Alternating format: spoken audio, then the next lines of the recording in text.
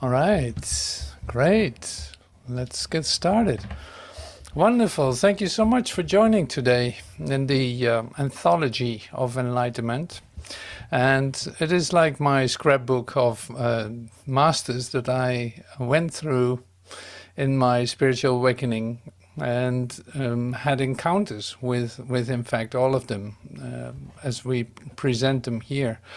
And so it is with Yogananda, Paramahansa Yogananda. And I probably told the story a couple of times already, but I had great experiences being in his ashram for just a second. In his working room, I had a little tour there in Encinitas. And then it actually happened. I went to the library. And yeah, you can have different experiences when you're in the library. I picked up a book and started reading. It's like, wow, Whispers from Eternity. Yeah, I like that. I like that idea. So Whispers of Eternity appear to be a poetry book of Yogananda with prayers, meditations, and yeah, once you get in touch with that, anything can happen. So that was probably 2011, I don't know exactly when it was, but it was a deep experience. I think it was a little later too. And so the other part with Yogananda was then the Second Coming of the Christ. Part 1 and 2 were published probably in 2010 or 11. So I got the books, and we started to have a study group for just some time, in which we actually read the book with all the scriptural references. Because who are we talking about? Well, this is Yogananda, Paramahansa Yogananda. He was an Indian teacher, and he came to the US as, say, one of the first Indian masters, so to speak. And he introduced yoga basically into California, into Los Angeles, and Kriya Yoga, but not only that. So if he also had many books that came in, and for one or another reason the timing was so well, and that it became so incredibly popular. And is that good? I don't know. It just happened. So here it is. So like all kinds of celebrities started to use the book. Elvis Presley, the Apple guy. I will not make any. So many of them pushed him forward in a certain sense by using his books in the companies that they have, by giving it as presents and all this. So so there's he really became famous in the US. We'll read about that in the Wikipedia description that we're going to use as in, say, plain introduction to the Yogananda person. So one thing that came to me today too is like, well, it's not as much like that I see the masters as any holier than you. No, they're just as holy as you are. Now it was for me to recognize them in myself, and to recognize, wow, I'm actually hearing what he says. I'm able to communicate with this, and that is a total gift. I recognize that gift is given to me. How lovely is that? So it's in fact a recognition of my own enlightenment in that sense, and that also still is in very much so. You can see that too. It's like in my mission, you could say, it is still honoring that, what is given me. It's like being so grateful for it. I'm honoring that. I see that as a gift, giving it back to where I received it. So here's Sri Aurobindo, here's Pierre Teilhard de Chardin, here's Joel Goldsmith, here's Yogananda, Paramahansa Yogananda. Thank you, Yogananda, that I could be sitting in the front seat in your temple on your birthday. Congratulations, so great. And that I could cry my heart out in your library because I felt your presence like there's no tomorrow. So all these things are so ingrained in yeah, it's like lovely memories that I carry with me as total gifts to myself, just being able to receive them, and now handing it over to you too, handing it over to whoever wants to hear it. It's perfectly all right. It's great, yes, if it resonates with you, why not use it? It's wonderful. But on the other hand, you don't need holy teachers, you don't need holy mountains, you don't need holy anything. Recognize the holiness in yourself, and that's in fact the only requirement. So that brings it completely back to myself in that sense. And that's really lovely too.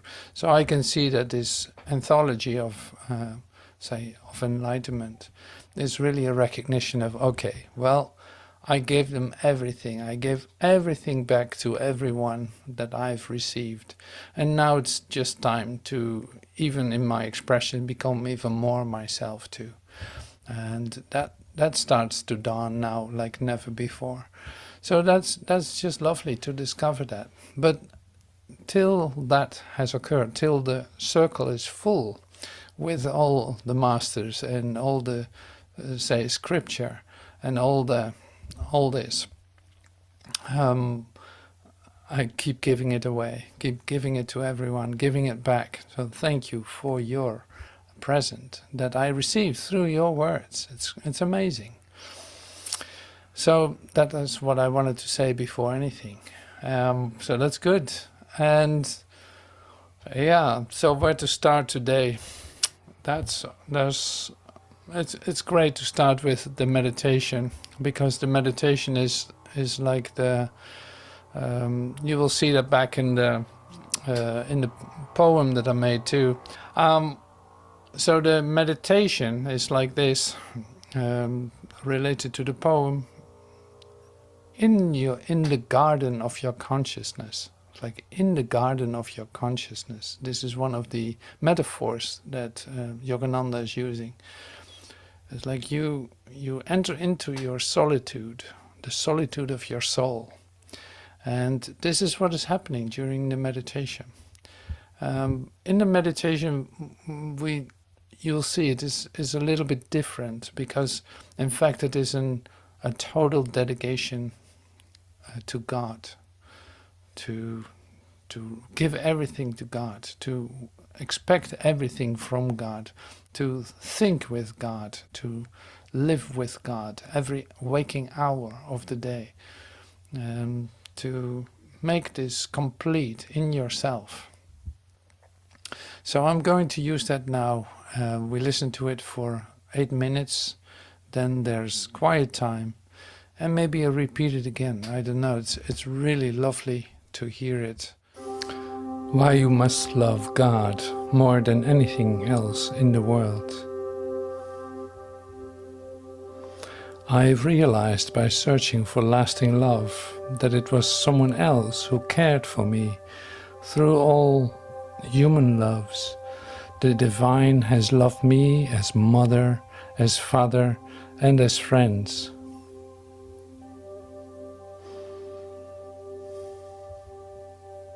But why are we made to feel love for our family members and friends, only to watch them slip away one by one? These events take place to help us realize that it is God who is loving behind the loved ones.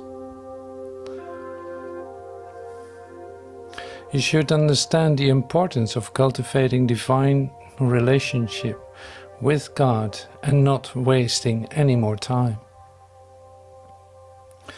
The difficulty about this motion picture of life is that all realities seem real and all realities seem unreal.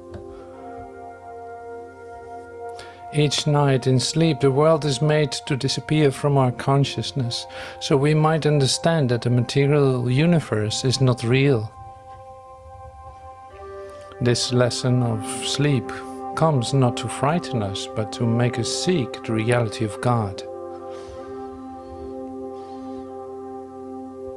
You can never be satisfied with anything but God and His love. His Spirit is the reality that nothing else can match. Don't yearn for human love, it will vanish. Behind human love is the spiritual love of God. Seek that. The greatest love you can experience is the communion with God in meditation. The love between the soul and spirit is the perfect love. The love you are all seeking. When you meditate, the love grows. Millions of thrills pass through your heart. If you learn to control sex attraction and attachment to human beings, and if you strive to love all and to meditate more deeply, there will come into your life such love as you have never dreamed possible. If you meditate deeply, love will come over you, such as no human tongue can describe. You will know this, His divine love, and you will be able to give that pure love to others.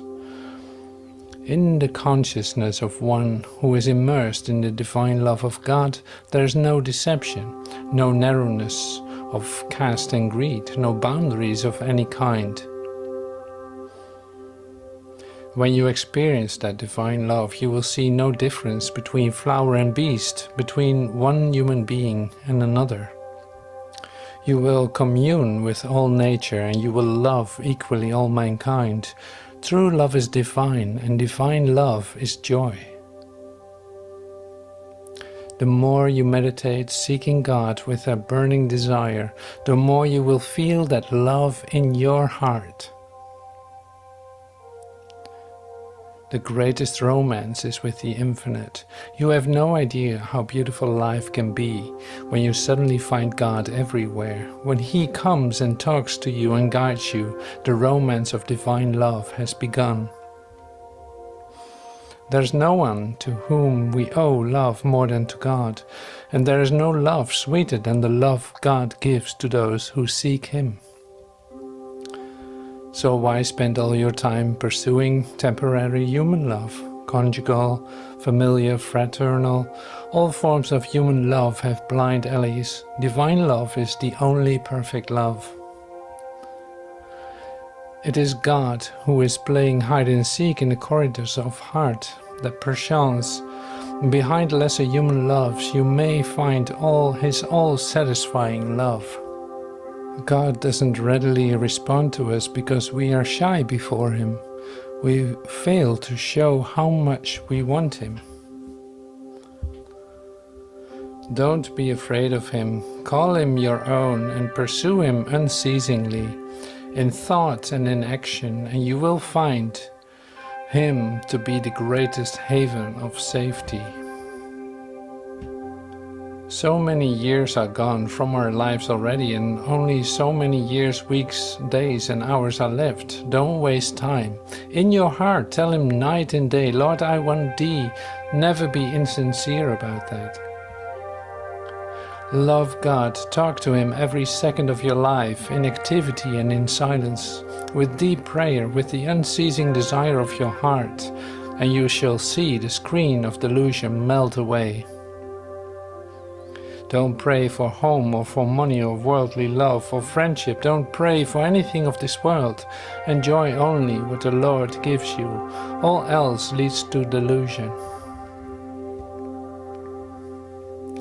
No other duty is important if it takes your thought and desire away from your duty to God. All else is illusion. Nor should you question God. You will reap only doubt. You will not be able to understand His laws until you become one with Him. So why waste time trying to understand them by an intellectual approach?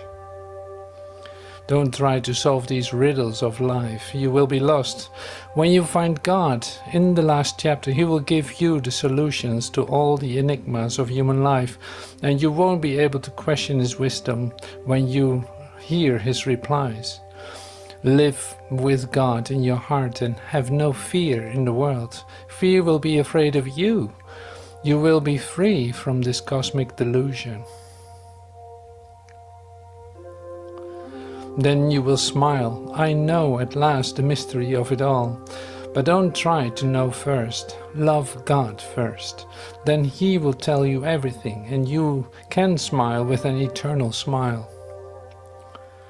I want to instill this understanding in your hearts until you realize that God is important, more important than anything else, and until you spend your life in seeking to please Him, you are not spiritually evolved at all. Man has come on earth solely to learn to know God. He is here for no other reason. To all those who seek God and love Him, He tells of that great life where there is no pain, no old age, no war, no death, only eternal assurance. In that life, nothing is destroyed.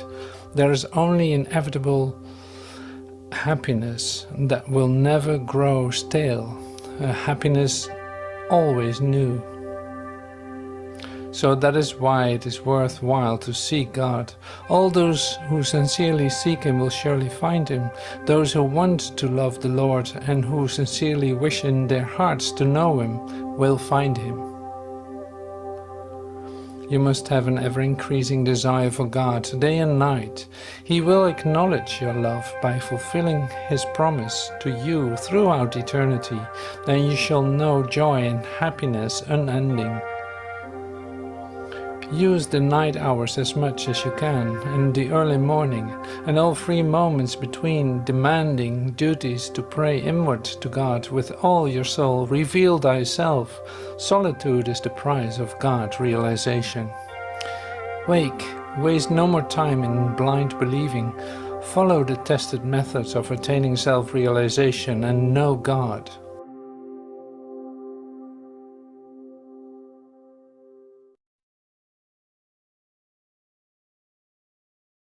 See, that was a recognizable meditation, you could say. It's like the way that he expresses himself is, yeah, it's recognizable, even for if you would just have a Christian mystic as your master, you could say, or even the words of Jesus.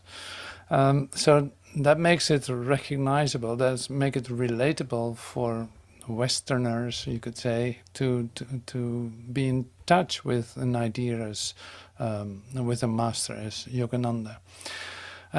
So he had, of course, his own guru devotee relationships with the ones, and that is something different. That's really something different. So that's not what I use in my expressing myself. Like that relationship is in a certain sense not interesting to me. So I was brought up with a teacher, like master teacher. I was brought up with, no, it's all in you, and it has to be recognized within you. Then it becomes part of you.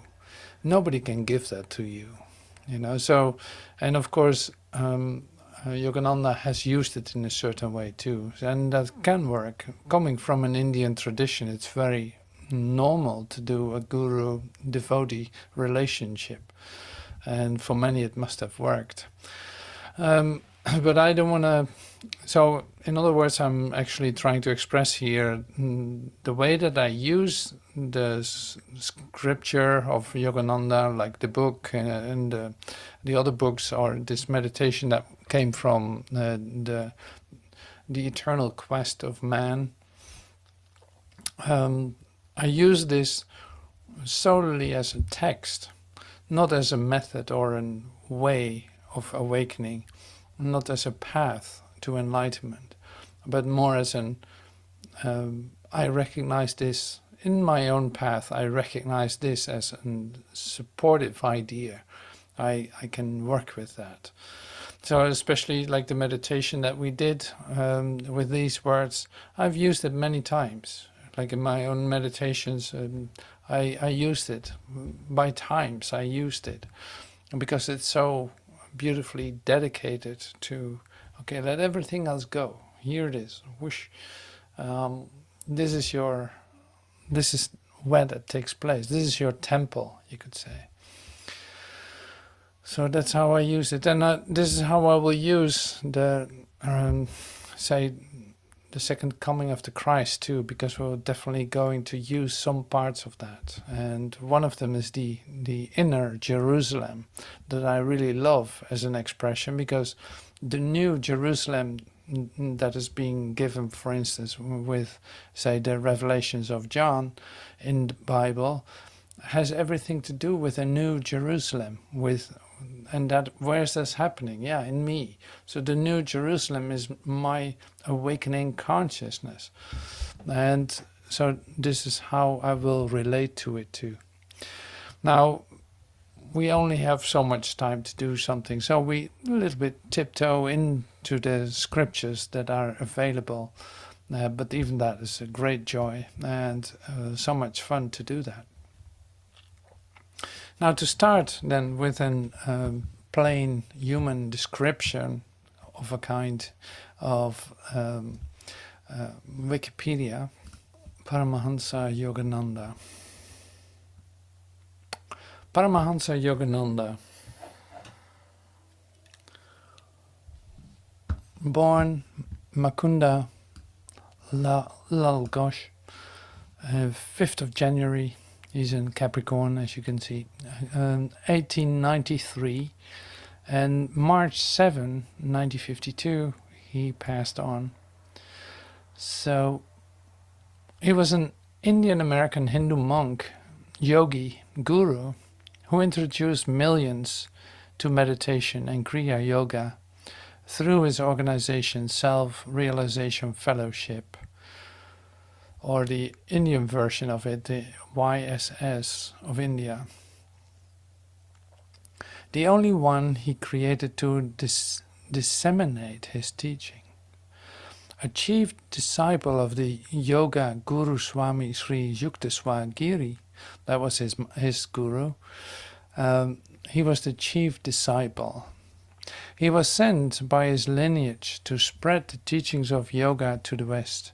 He immigrated to the US at the age of 27 to prove the unity between Eastern and Western religions, and to preach a balance between Western material growth and Indian spirituality. So to preach a balance between Western material growth and Indian spirituality. His long-standing influence in the American yoga movement, and especially the yoga culture of Los Angeles, led him to be considered by yoga experts as the father of yoga in the West. He lived his last 32 years in the US. Yeah, and so he was located in Encinitas. That's like 50 miles under, like to the south of Los Angeles, Encinitas. Like I said, I was in his working space, in his working room, beautiful place on the beach, with a beautiful garden, absolutely wonderful flowers and all that. It's very well maintained. But yeah, okay. Yeah, it's like reliquies, it's like, yeah, okay, wonderful. So there's a temple, there's many places in Los Angeles or in the California area where there still is an active group of people you can join for a day, a week, or all this, like there's still an ashram, and yeah, for anyone interested. So coming back then to this, it's like, okay, so he was a bit in the same time as Joel Goldsmith, as Pierre Teilhard de Chardin. It's like they were all a bit in the same time too. And our friend Sri Aurobindo, who also was related to the West. So it's like interesting. We call them like the bridge masters. In fact, Joel was a bridge master too. He tried to link up with the Maharishi, and he and Yogananda with Yukteswar. He was brought here as a disciple, and to do his mission, so to speak. So these are bridge masters that actually recognize how this can be taught here just by, in fact, sharing the truth. Has nothing to do with location, has nothing to do with culture, and the purity of it all, has nothing to do with religion. No, it has to do with the universal experience, in that it becomes acceptable. Like, does it really matter which words you use to say come into an experience? Not that the words are going to bring you to an experience, but now you recognize the words and something suddenly happens and there you have your experience. It doesn't matter if that's a Western or Eastern master, no.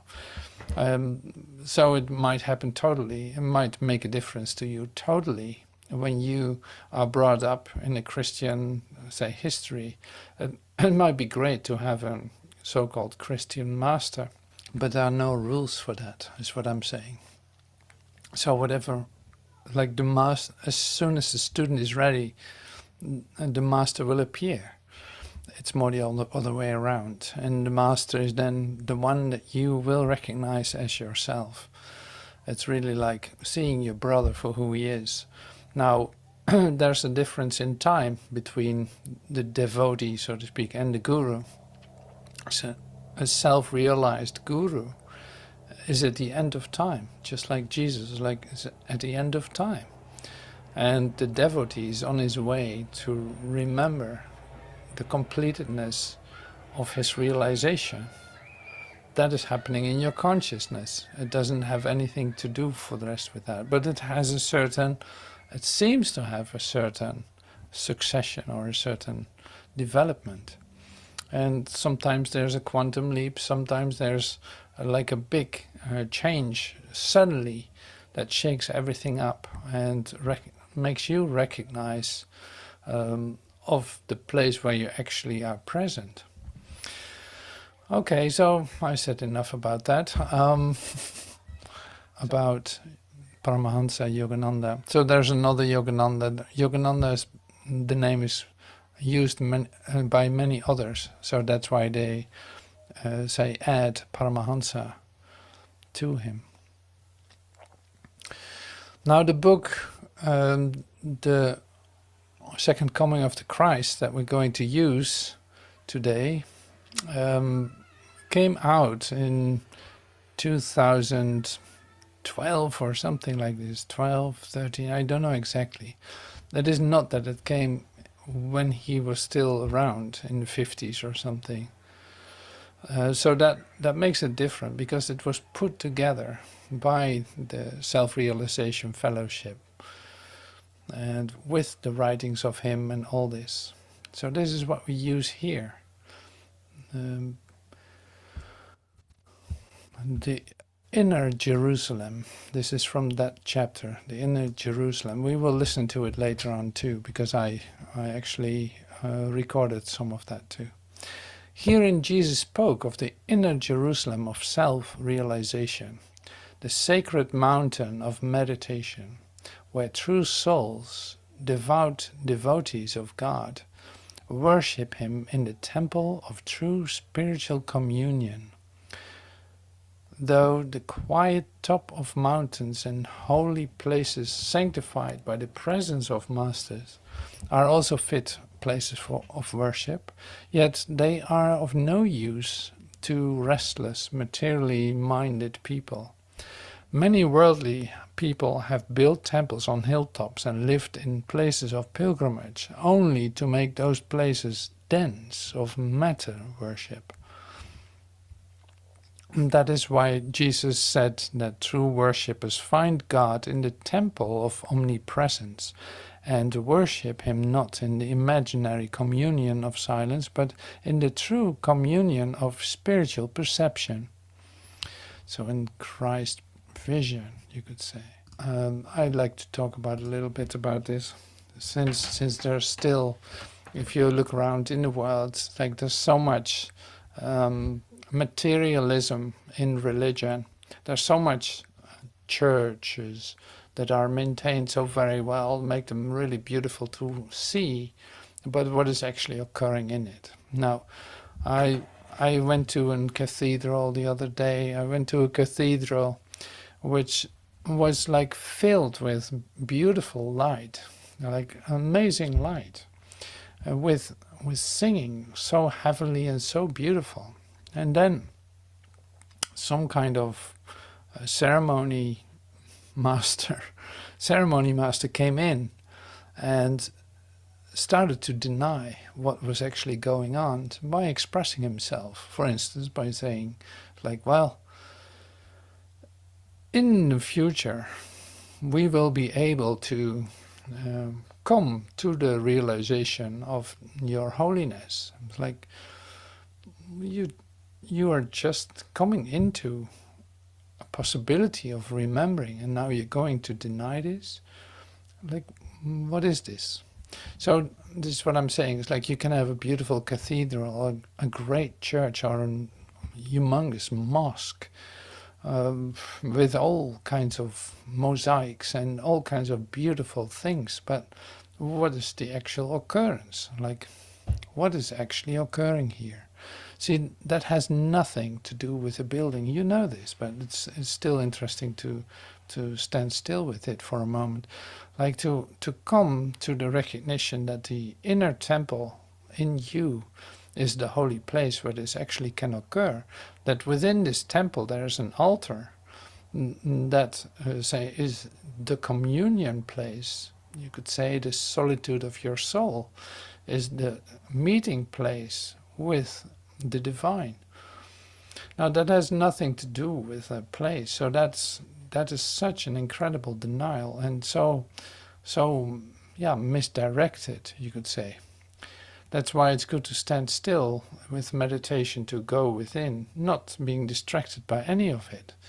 So I can have an experience in a cathedral or in a mosque too, but in the end it doesn't matter where that is.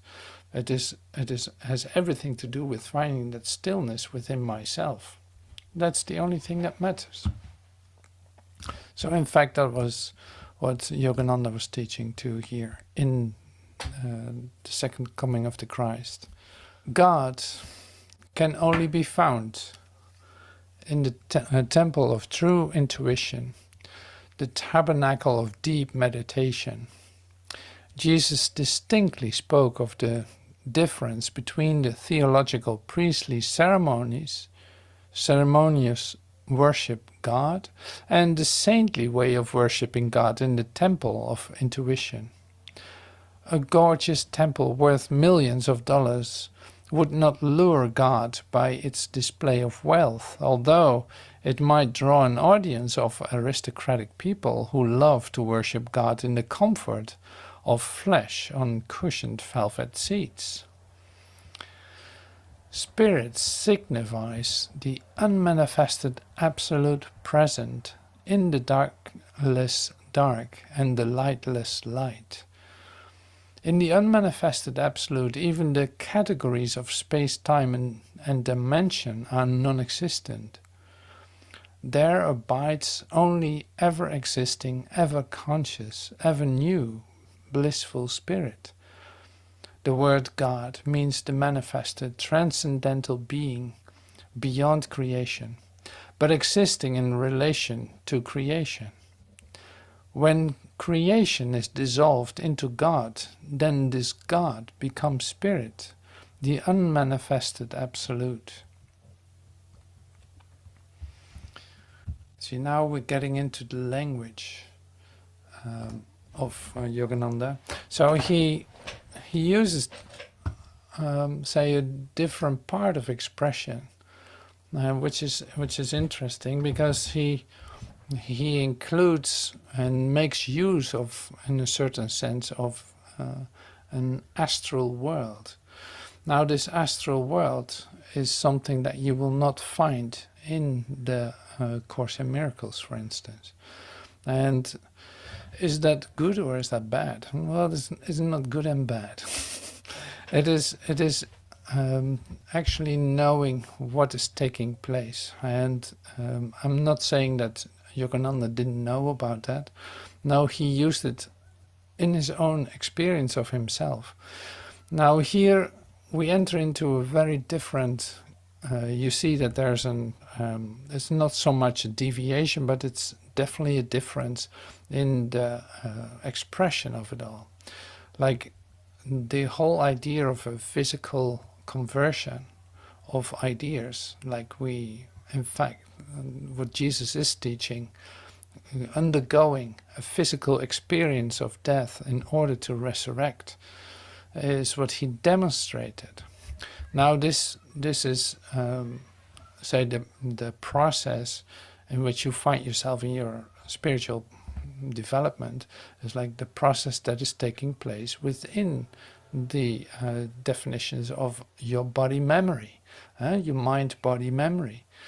So you have a relationship between your memories and your physicality. The undoing of that would be the setting it free from any sense of materiality. If I see my body for what it is, it disappears. If I have no ideas about it, it simply disappears. Like it is not holding anything in the definition of itself. Yeah, this is the way to express that. So it's like the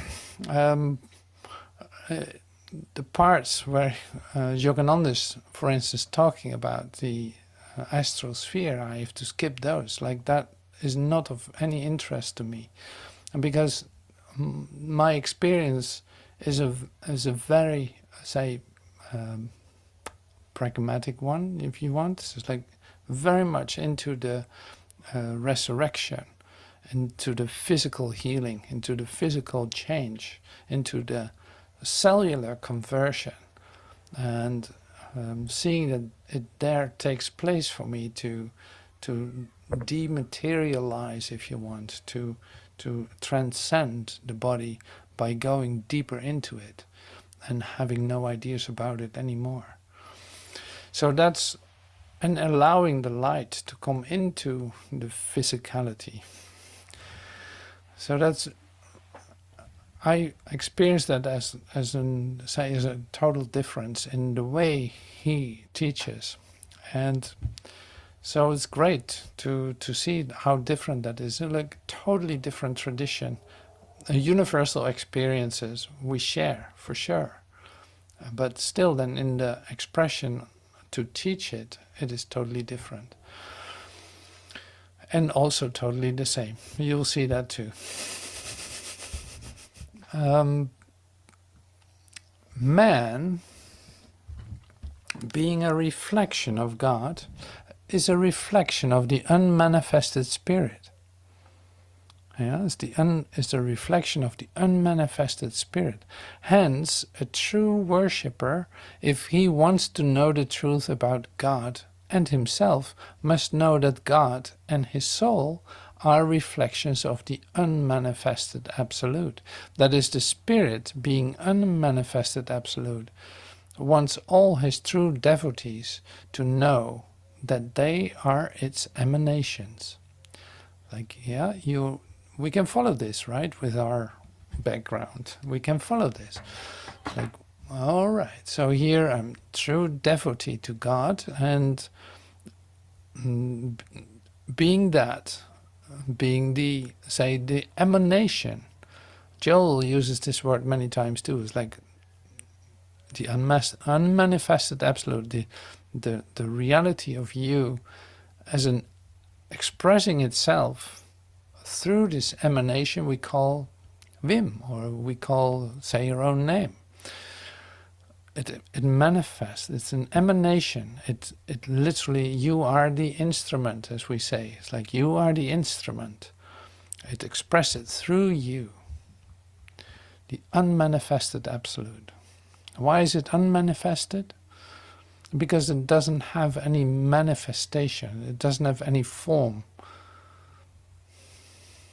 It doesn't have any potential. It will never be manifested. It simply is. Hence, worshippers who see God as spirit and only true substance existing become emancipated. Under this sunlight, you may close your eyes and create a darkness of your own and live and move in it like you do as a human being. You close your eyes. In fact, you fall asleep and you dream your little nightmare. Now, when you open your eyes, when you wake up, darkness is no more. So the consciousness of matter is due to our closing the eyes of wisdom, or the Christ vision, as we would say in the Course in Miracles language. See, that makes total sense. So it shows these parts, and there are many in the book. I mean, it's not that he is expressing himself with the astral spheres all the time, but in the book there's definitely a part in it, and you see what you do with that. But to me, that's not interesting. Like, that would be the same as having out-of-body experiences. Like, what is an out-of-body experience? Well, an out-of-body experience is still confirming a body, otherwise you couldn't be out of it. So apparently there's something left behind that you return back to. Well, I like to take it all with me, change it, allow it to be changed, and be free of it altogether.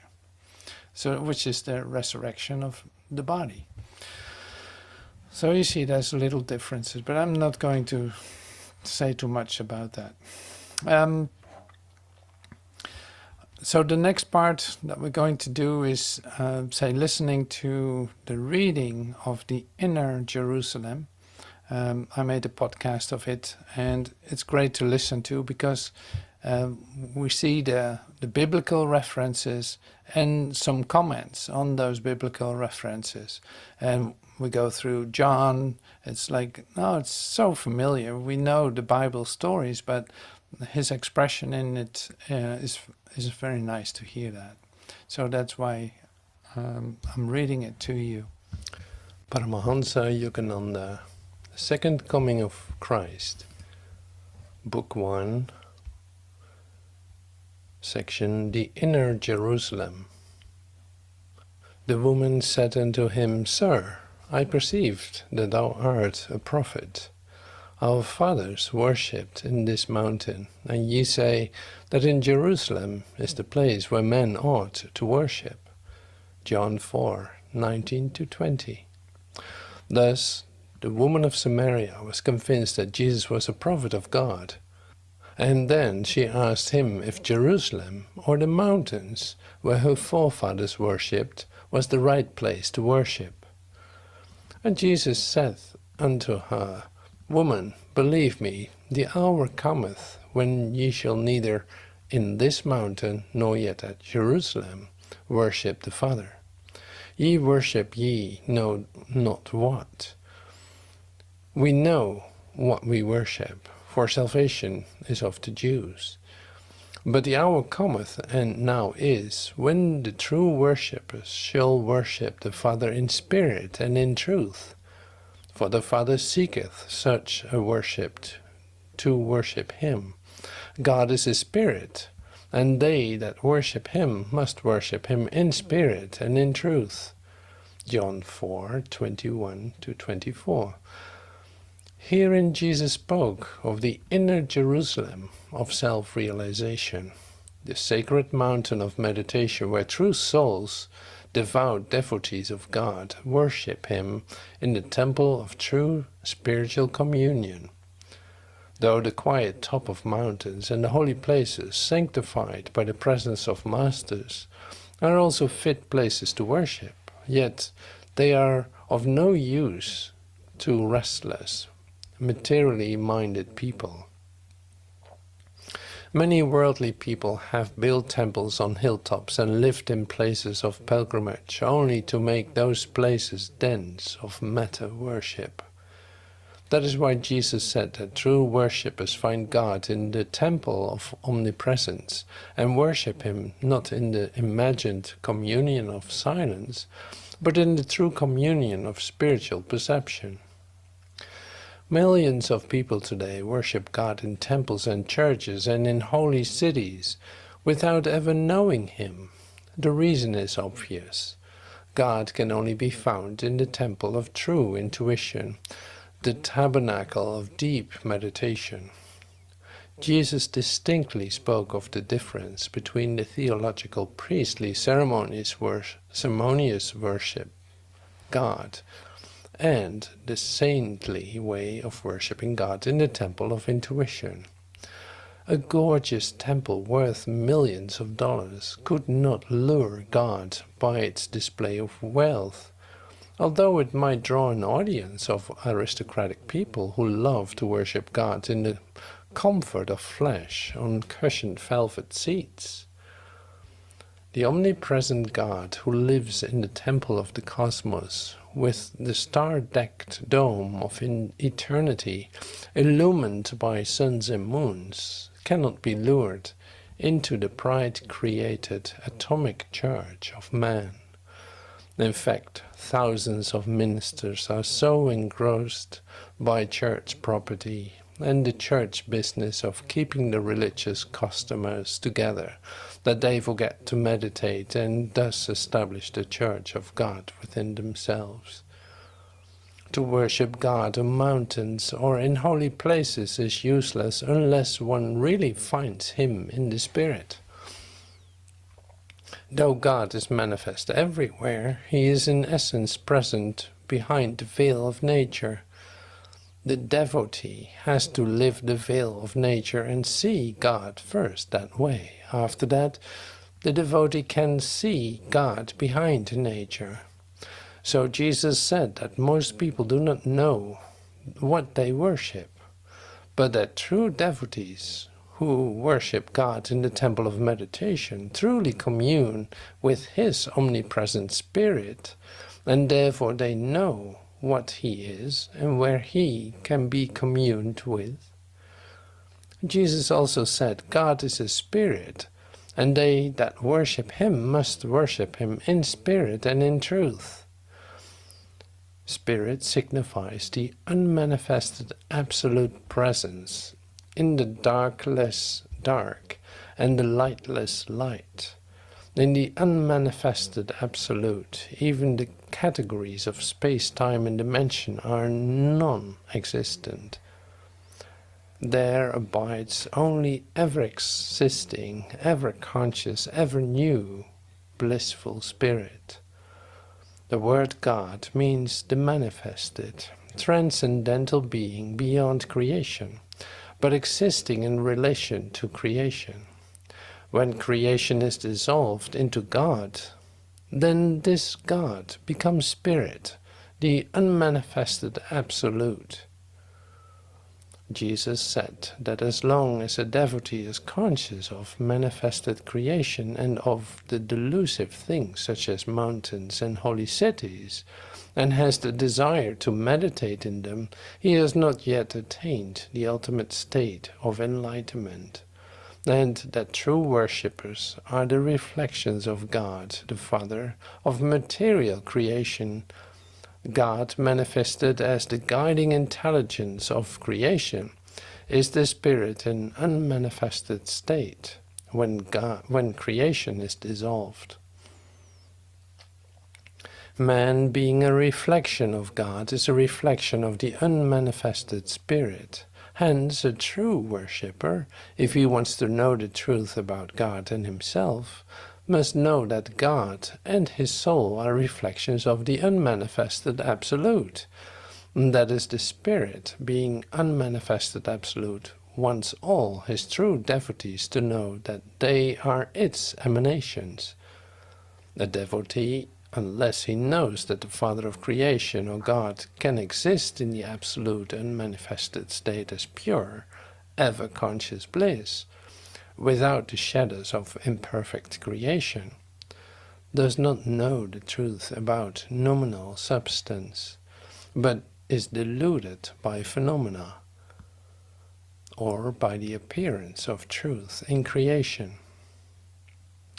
All devotees who worship God as the manifested intelligence of creation are gradually taught by him to worship him as the unmanifested absolute, or spirit.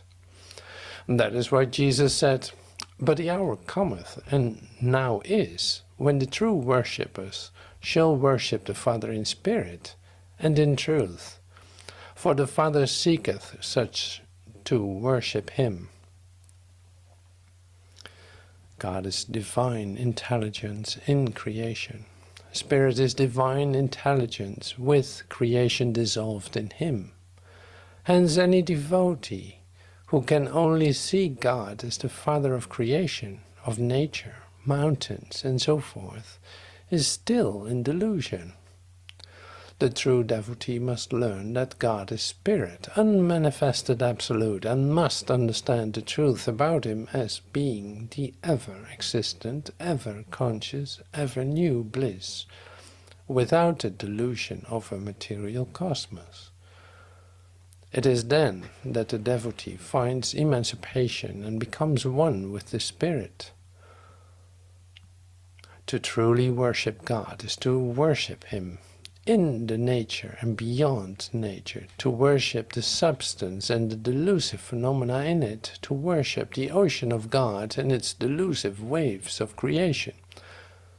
Since the waves of creation in appearance, not in essence, distort the ocean of creation, God, the true vision of God lies in the perception of this spirit ocean without the waves of creation, to see as unmanifested spirit and the only existing substance, truth, without experiencing the delusion of matter or phenomena. It is only by worshipping God and nature, and then by worshipping God as unmanifested spirit, that the devotee reaches the final state of emancipation, from which there is no fall. Hence, worshippers who see God as spirit and the only true substance existing become emancipated. Under the sunlight you may close your eyes and create a darkness of your own and live and move in it. When you open your eyes, darkness is no more. So the consciousness of matter is due to our closing the eye of wisdom. When the wisdom eye is opened, the consciousness of relativity, of the pleasure, good and evil, and so forth disappear, and the spirit, as ever-existing, ever-conscious, ever-new joy, is perceived as the only existent substance. Then all creation, with all the attending evils, are found to be created by ignorance, and all darkness and fears are created by closing the eyes and not by the absence of the light, which always knocks at the closed gates of the eyes to get in. Modern ministers should learn to worship God in the temple of supercommunion or samadhi, where the cosmos, like the shadow of darkness, appears non-existent with the opening of the eye of wisdom before the light of the only existing spirit. And the woman said unto him, I know that the Messiah cometh, which is called Christ. When he is come, he will tell us all things. And Jesus said unto her, I that speak unto thee am he. And upon this came his disciples, and marveled. He talked with the woman, yet no man said, What seekest thou? Or why talkest thou with her? The woman then left her water pot and went her way into the city and said to the men, Come, see a man which told me all things that ever I did. Is not this the Christ? Then they went out of the city and came unto him. In the meanwhile his disciples prayed him, saying, Master, eat. But he said unto them, I have meat to eat, that ye not know of. Therefore said the disciples one to another, Has any man brought him aught to eat? Jesus said unto them, My meat is to do the will of him that sent me, and to finish his work. John 4:25-34. When the woman of Samaria said, I know that the Messiah, and the word Messiah comes from the Hebrew word Messiach, or anointed, the expected king and deliverer of the Hebrews, Christ. Christ is Latin, Christus, Messiah, cometh, and so on. She had unconsciously received the telepathic message of God and Christ's presence as to who Jesus was. Most of the time, great saints purposely remain hidden, and unless they choose someone to know of their greatness, they cannot be recognized even by people intimately mixing with them. In this case, God wanted to declare the glory of Jesus through the woman of Samaria, who was being made a test case of the spiritual healing of souls.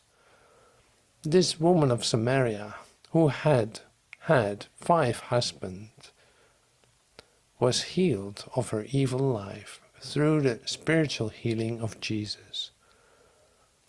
Jesus confirms and thereby reinforces her telepathic message by letting her know the truth about himself.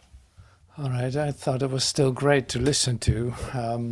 This was just one paragraph from the book, The Second Coming of the Christ. So it is beautiful to listen to this, to hear this, and to read it too. It's like a lovely book. So that being said, now there's some poetry segment in the meeting. I prepared a poem, say inspired by his words, and that I'm going to share with you right now. And I will read it while it happens, and I might have to stop it sometimes, but I think it's pretty much all right. So see if the volume is low. There we go. Solitude of His Soul, a poem inspired by the work of Paramahansa Yogananda.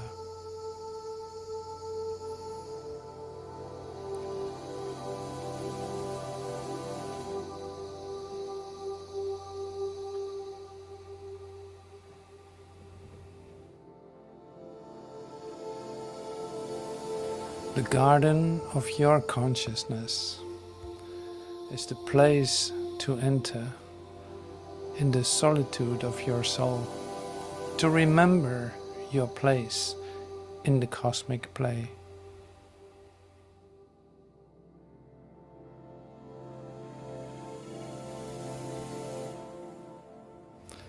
Communion with God in prayer and in solitude of your soul. The flower of meditation in the garden of your consciousness.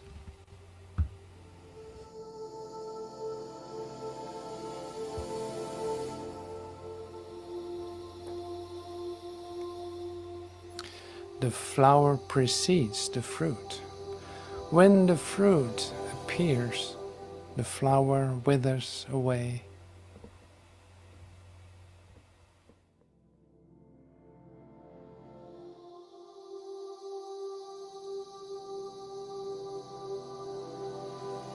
The fruit of self-realization arrive. The flowers of prayer and of meditation wither away. Cosmic consciousness becomes all.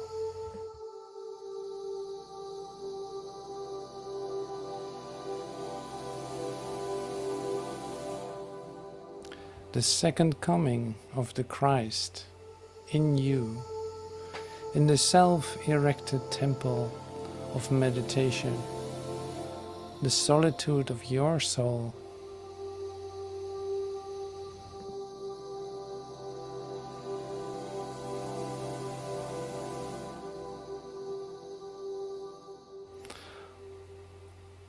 Solitude of His Soul.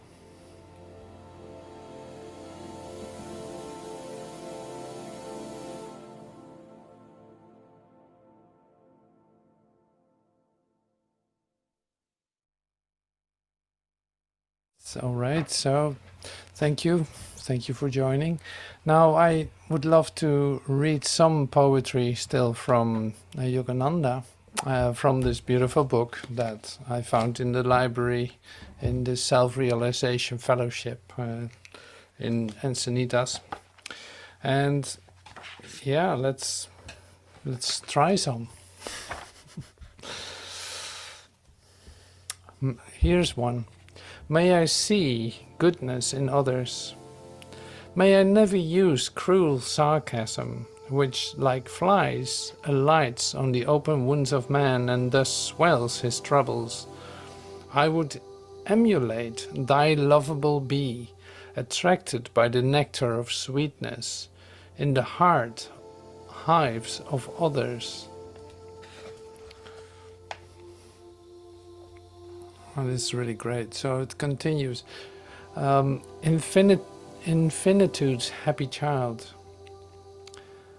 As thy freeborn offspring, I want to train and use my own will, but only with thy guidance, O Father.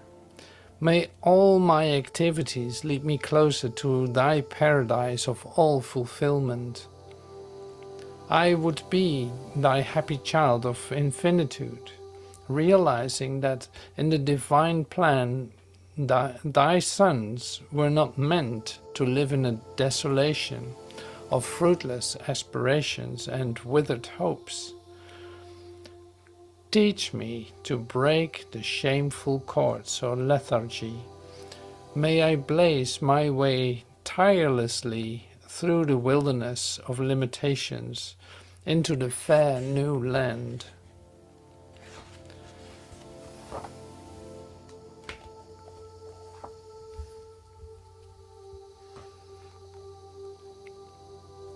I fly from life to life, with living threads of thy beauty, my winsome wings were woven.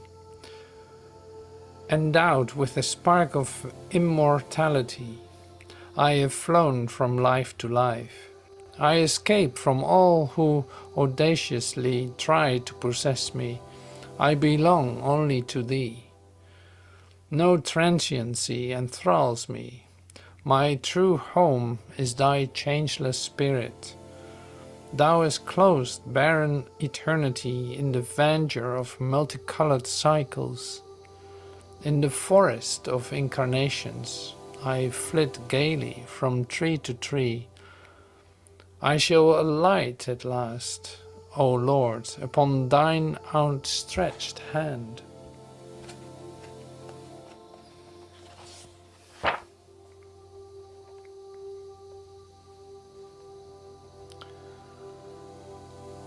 Okay, so I continue with some more. Revive my friendship with thee, O patient heart. Teach me to revive by meditation my old friendship with thee.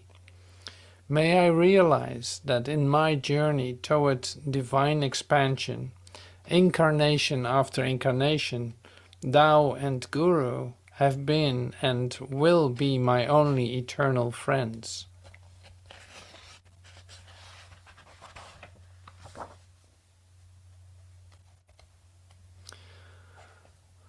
Why dost thou seem so far away? O Heavenly Father, thou art just behind my prayer. Why dost thou seem so far away? Intimations of thy presence tremble through my feelings, and glimpses of thee flash in my sacred thoughts, yet thou seemest distant. Remove the veil between us. Come, Spirit, come. I yearn to know thee and to hear thy voice. When I pray to thee, I want to realize that thou art listening. Show me the way to reach thee.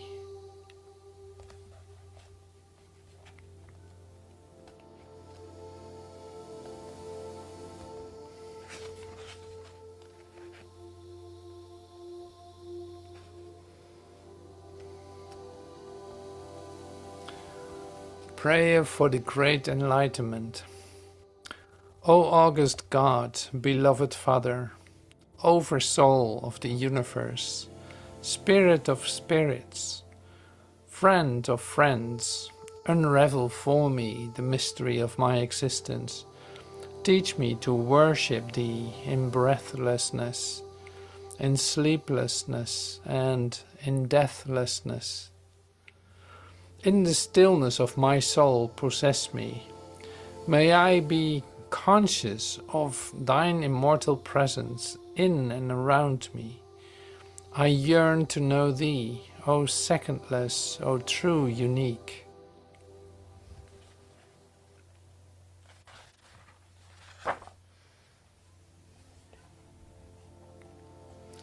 Thou art love. Dear Heavenly Father, my parents love me because Thou dost love me.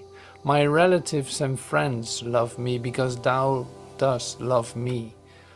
I love my country and all other lands because Thou hast made them. Thou didst create the whole world out of Thy love. I bow to Thee.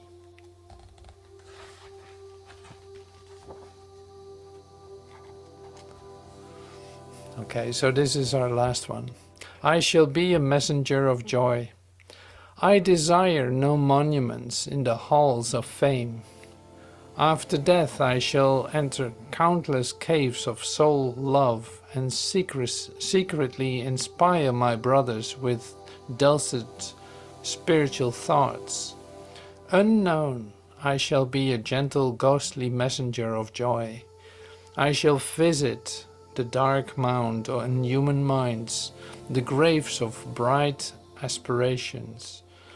There I shall light hope. There I shall light hope candles fashioned in my nook of silence.